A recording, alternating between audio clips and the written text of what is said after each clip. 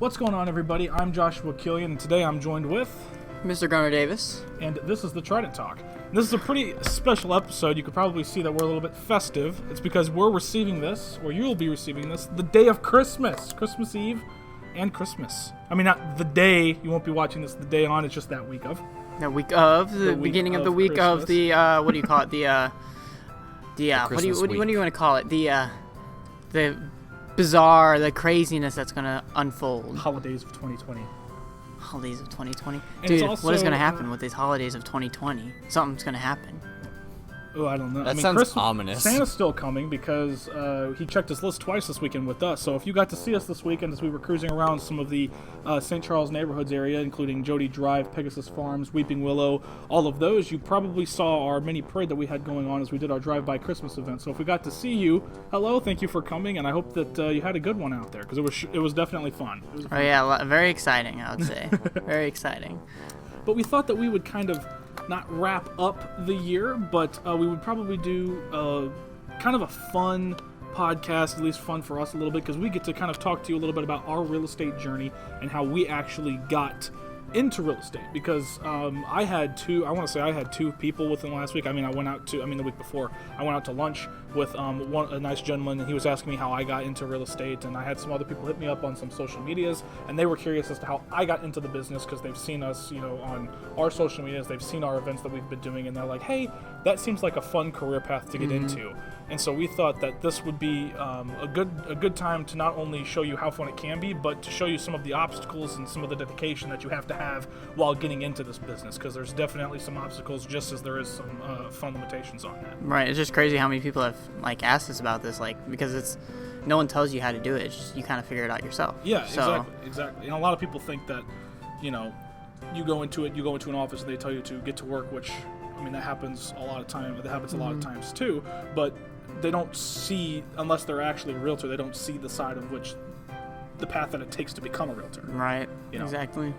So we kind of took some of your questions that you've asked us within the past couple of weeks, as well as some of our own, so that we can try to break down some certain things, so that if indeed you are interested in becoming a realtor, you can go about it a few different ways. Or if you're just interested in how we got into it, and you kind of want to know possibly what the career has to offer for you as a career that you would maybe interested in, that you have that information, because it's definitely the funnest career choice that I've ever made in my entire life. Yeah, every day is like, coming into the office isn't like a job, really. It's more like, I mean, it's kind of bad to say it that way, but it's not like, when I say it's not a job, it's like everyone is so happy to be here, everyone's supportive, everyone just has fun doing what they do for a job for I would assume the rest of their lives. Everyone says real estate agents die before they retire, but I think that's a choice. That's how happy they have. It's quite the environment, seriously. Yeah. And so what we kind of started with, besides how to get started into real estate, why would you even consider getting into real estate? So I don't know if you want to start or if you want to kind of piggyback on us, because we kind of came from the same thing. So we want to try to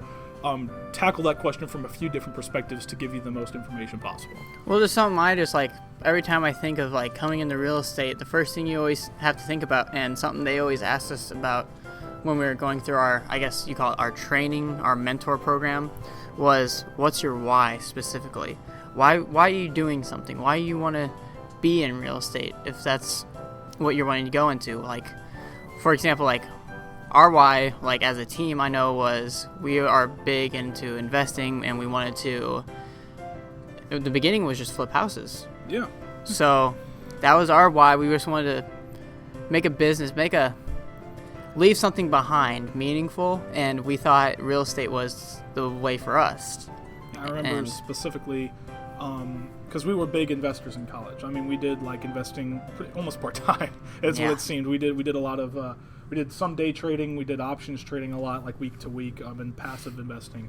And we wanted to have multiple streams of incomes coming in, because, at least for me, I hated the idea. At the time I had worked a few different jobs that I did not have the best of experiences with.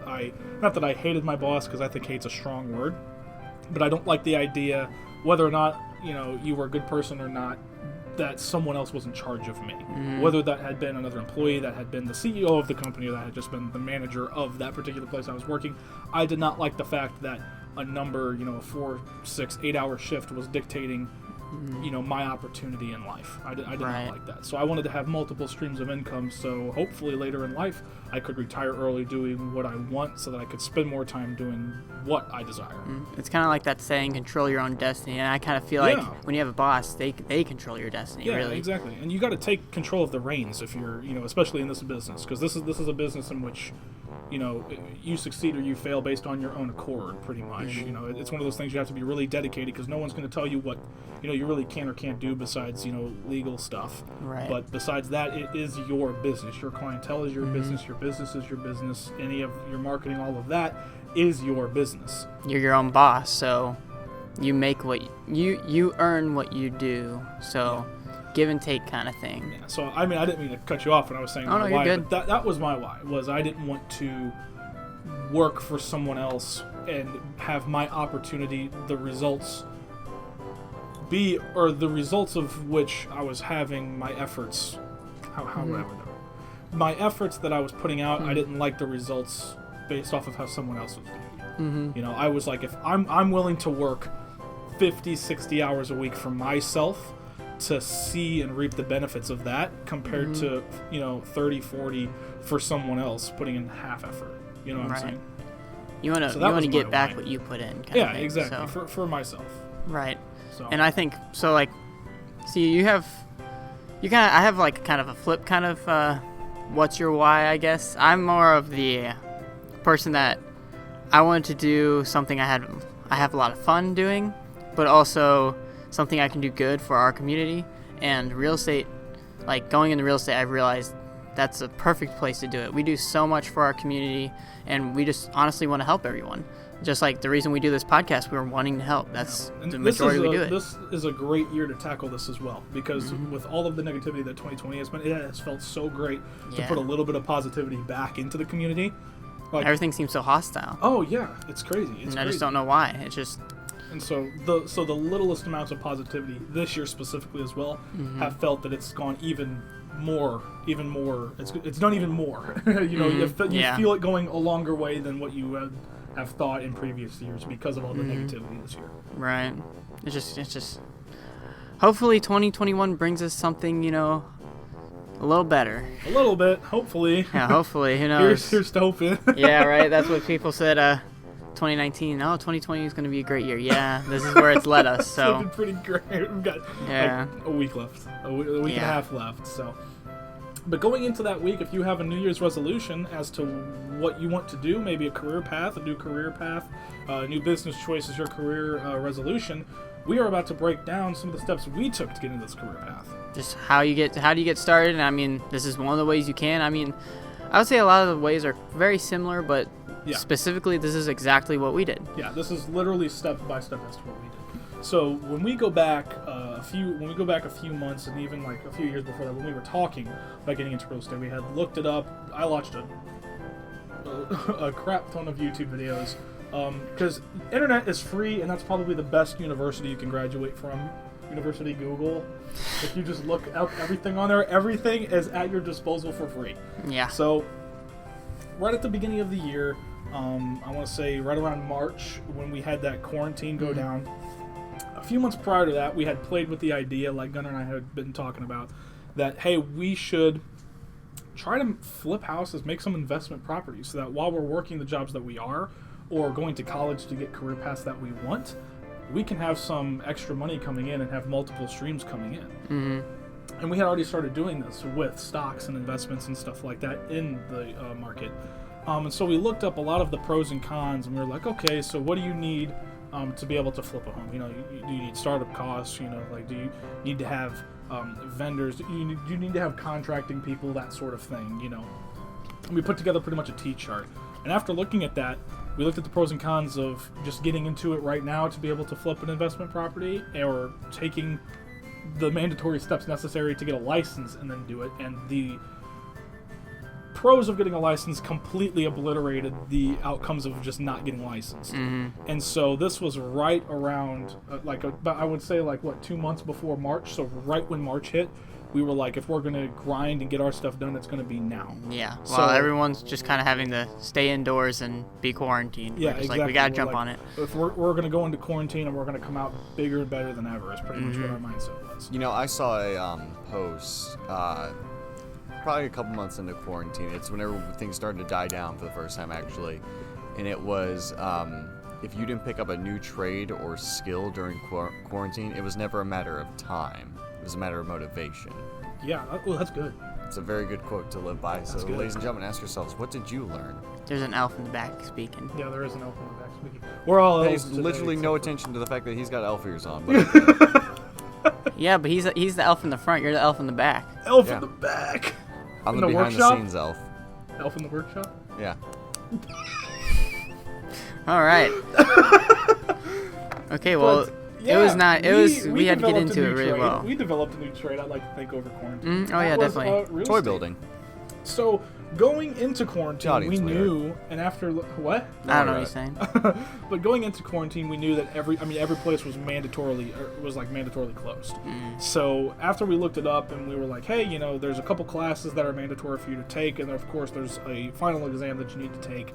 One of those exams that you would need going into any profession that you just need to take to show that you know the demonstration of your skills. A lot of those classes had closed down. You couldn't go in and, you know, take that test or whatever right after the class. You couldn't go in to a class because everyone was doing everything from home. And so This is where you say, luckily. yeah, luckily, we looked up and found out that there was a lot of softwares and a lot of platforms that allow online schooling. And so we were doing college online anyway. And we were like, well, this is just something that we should be able to knock out. You know, we can knock it out on our own time, keeping us updated, you know, keeping us on track as well, so that during quarantine we didn't get like behind and everything like that. We pushed And, through that thing so fast, though. we really grinded that more than we should have. We did that more than our college work, I feel like. Yeah, probably.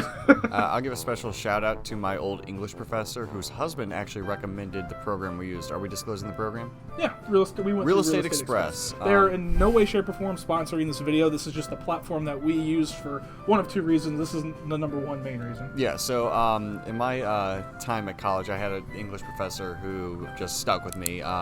Miss Sidwell, if you were watching this one's to you. And her husband, actually, who was a real estate agent, or is a real estate agent, excuse me, I got in touch with, and he recommended that we use Real Estate Express. We looked into it. We were very fortunate in that they had a sale going on at the moment. That's the second reason. And, That's the second reason. I was gonna and say. as broke college students, we did what we do best. We ate ramen and bought a discounted item. Literally, I think I did eat ramen noodles like 2 or 3 times while we studied this. I make like sandwiches. That is not right. I beg your pardon? Just make random sandwiches. Oh, I thought you made like Just sandwiches to out of make them, or ramen. I was do you consume confused. them? Well, I would make them and Just consume make them. That's a I wouldn't nice just sandwich, sit them puts it there. in the fridge. I'm gonna give it a That's a nice sandwich. Nasty. Throws it away instantly. That's what a waste. Bruh. That's not what college kids do. Yeah, but we used Real Estate Express, and because of those 2 reasons, we got it recommended highly, and we really cherished and valued the Discounted price. this kind of price, but the feedback from those that we really admired at the time. So that was a big key important as well. But we got the exam preparation version. There's a couple of versions you'll more than likely see on screen right now. That show you they offer a couple of different packages. Thank you, Michael. They offer a couple of different packages. It might seem like a lot up front. I have a list here that we're going to go right over at the very end to show you the exact. I have the exact cost. You have it over there too. I printed it out. Yes, I know. The exact cost of how much that we spent on the exam. And then we'll break down as well a little bit of how much that we spent on the test, and that was to get licensed. So that was just for the mandatory coursework and the mandatory licensee steps. So any of the marketing stuff that we've done, like the trunk or treat event that we've done, any of all of that stuff, the Santa drive-by Christmas event that we've done, those have all been business expenses. That was not, Right. mandatory. That's for all this. additional costs. Like that's just Yeah, what that's we additional that's stuff what we for our decided to business. do. Yeah, Yeah, that's what so- we decided to do. You don't have to do that, but Yeah, so what we're covering today is like the mandatory startup costs that we had to go through and the mandatory steps that we had to take. that you to receive your actual Yeah, license. and that's like every realtor in the state of Missouri had to abide by. Yeah, there are no exceptions to this. Yeah. So, there's like maybe 2, and then that's like if you're in schooling for like very there's some like fine. Yeah, very fine lines. stuff, but majority, like I said, like 99% of all realtors, they have to abide by all of these mandatory startup costs, tests, quizzes, and coursework.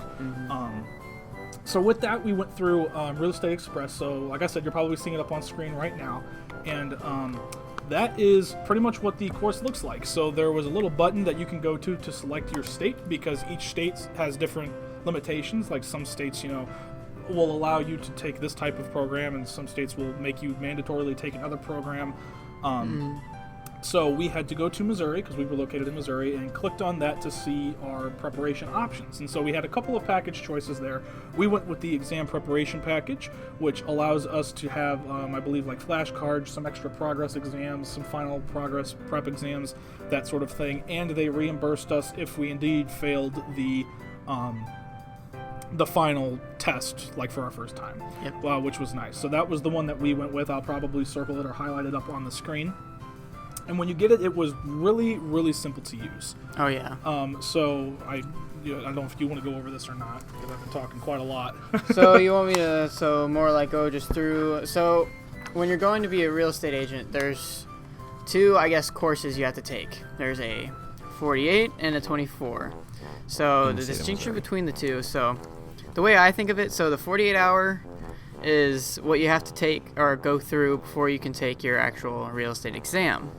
The 24-hour you can take after getting your exam, like passing your exam, but you have to finish it, I believe it's 6 months from getting your certificates. I don't know if it's even certificates. I think it's once you start your education, after that 6 months portion, you have to get it. And for reference, once I'll save it. But and like Josh was saying, there's extra things like flashcards to help you, progress exams and final exams, addition to just the courses.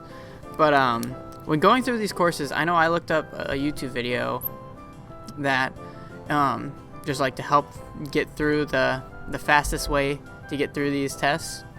Just so you can skim through these courses, but make sure you read the summaries carefully. That's a big deal. You can go through these flashcards that are on here, go through these practice exams, and even if you have to, purchase a practice exam that has like 1,000 questions. The more questions you get through, the more likely you're gonna get familiar with the test. And be able to pass it as quickly and efficiently as possible. Right. Because this course is designed, this has every single in and out legality. It has contract examples. It has like everything down to even like descriptions, wordage, phrases that the average agent uses. Everything you can think of that is designed to not only help you get your license, but it's designed to help you in your real estate business once you do pass. Because there is law involved here. There is a lot. There's contract, because in the end, if you're being a realtor, you are dealing with the transaction. You are dealing with the helping of transactions. That are some of the biggest transactions that, I said transactions a lot, but the biggest asset. You're helping people buy, sell, and, liquidate, put on the market, everything, the biggest asset that they will probably ever own. So it is really heavy stuff, but we hope that doesn't scare you away, because a lot of this is to help guide you to become the best and the most efficient realtor that you can. Because again, even though that there is a lot of law and stuff here, you're not training to become an attorney. There's stuff in here, about knowing stuff about HVAC. There's stuff in here you have to know, like there's like a lot of stuff, even some chemical stuff, because you have to know the difference between the radon and asbestos and stuff like that. But you're not becoming a chemist or like learning all of that stuff. Yeah, we know I'm gonna say we know. I'm gonna ask really quick. So when is the year that what was it? Lead-based paint. Stoichiometry. Nope, lead-based paint. 1978. 1978. However, for Berkshire Hathaway, we require anything before 1980. Wait, are you sure it's not 68 and 70? I'm very sure. I don't think he's sure.